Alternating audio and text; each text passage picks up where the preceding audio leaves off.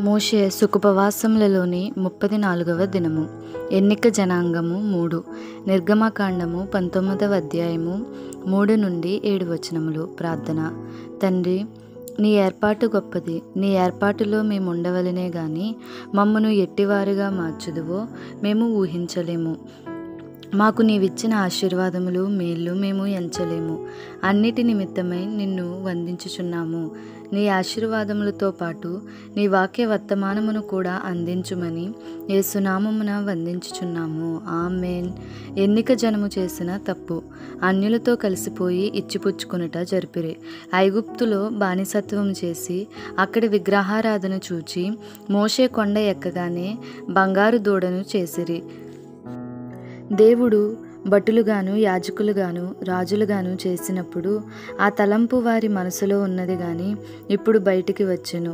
యూదులు మలాకి ముందు ఖైదులో ఉన్నారు. ఆ తరువాత రోమావారి పాలనలోనూ ఖైదులో ఉన్నారు.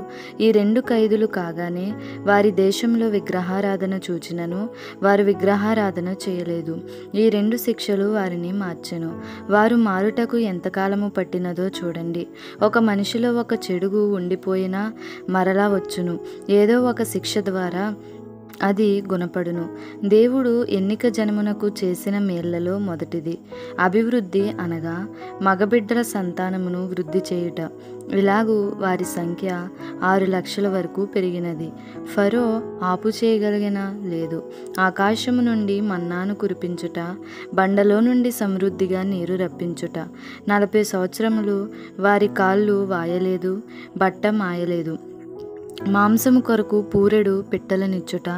దేవుడెప్పుడునూ వారి మధ్యన ఉండేవారు.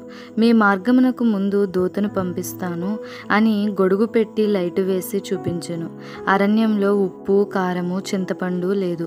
అయినను వారు అన్ని భోజన పదార్థములు అనుభవించిరి. అలాగూ దేవుడు తన జనమునకు అన్ని ఉపకారములు చేశాడు. ఎన్నిక జనమునకు సదుపాయములు ఎన్నైనా కుమ్మరించి వేస్తాడు. ఎన్నిక జనమునకు ఎన్ని సదుపాయములు చేసెనో అవి అన్నీ సంగమునకు చేయును. అన్నీ కుమ్మరింపులే, కావలసిన వాటికంటే ఎక్కువగా ఇచ్చును. తిన్నగా ఉంటే దావీదు 23లోని సంగతులు మన అనుభవంలోనికి వచ్చును. ఎన్నిక జనాంగమునకు దేవుడు చేసిన మేళ్ళు. దేవుడు వారికి సంతానాభివృద్ధి చేసెను. 6 లక్షల వరకు పెరిగిరి. ఫరో తగ్గించ ప్రయత్నించినను దేవుడు వృద్ధి చేసెను. యూదులు వేటిని పెంచినా మందలు మందలైపోవుట, తుదుకు వారు మందలు మందలైపోయారు.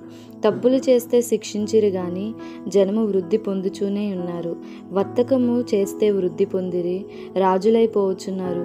వారే కాదు, వారు పెంచిన జీవరాశులు కూడా అభివృద్ధి పొందినవి. మోషేను ఉపాధ్యాయునిగా ఇవ్వడము. ఇశ్రాయేలీలు అరణ్యములో ఉన్నంత కాలము దేవుడు మోషే ద్వారా మాత్రమే మాట్లాడెను. ఎందుకంటే ఇశ్రాయేలీలు ఒక పిటిషన్ పెట్టుకున్నారు. మోషే, నీవు మాతో మాట్లాడితే చాలు, దేవుడు మాతో మాట్లాడితే చేస్తామనిరి గనుక అలాగూ మోషే ద్వారా 33.5 సంవత్సరములు అందరికీ కనబడిపోయిరి. దీని అర్థము ఏమనగా, నేను అందరికీ కనబడే దేవుడినని రుజువుపరచుటకు ఇక్కడ నుండి రాకడ వరకు దేవుడే మాట్లాడతాడు. ఆకాశము నుండి మన్నా, బండ నుండి మంచినీరు కుమ్మరించుట, ఇది మహోపకారము. మాంసము కూడా ఇచ్చెను. ఇంకొకటి, కాళ్ళు వాయలేదు, బట్ట మాయలేదు. వారికి చాకలి లేడు. ఇది ఎక్కువ ఆశ్చర్యకరముగానున్నది. సంతానాభివృద్ధి. మోషే ద్వారా మాట్లాడుట మన్నా, బండలో నుండి నీరు, కాళ్ళు వాయలేదు, బట్టలు మాయలేదు. ముందుగా దూతను పంపుతాను. మాంసము. చీకటిలో నుండి అగ్నిస్తంభము. ఎండ లేకుండా మేఘపు గొడుగు. బాటసారులను సాగనంపేటప్పుడు గొడుగు పడతారు, లైటు పట్టుకొందురు. దేవుడు తన జనమునకు అన్ని సదుపాయములు చేస్తారు. మన కాలంలోనూ అలాగే చేయును. ఎన్నిక జనమునకు ఎన్నైనా సదుపాయములు చేయును. సదుపాయములు కుమ్మరించారు. వారికి వచ్చిన కష్టములన్నీ తోలిపారవేస్తున్నారు. ఇవన్నీ మేళ్ళు, కుమ్మరింపులు. అందుకనే యెహోవా నా కాపరి, నాకు లేమి కలుగదు. నా గిన్నె నిండి పొర్లుచున్నది అంటే కావలసిన వాటికంటే ఎక్కువ చేయగలడని అర్థము. దీవెన. ఇలాగూ సకల సదుపాయములను ఈ లేమి కాలంలో పెండ్లి కుమారుడు మీకు కలిగించి తన సమృద్ధితో పోషించి రాకడకు సిద్ధపరచుకొనును గాక.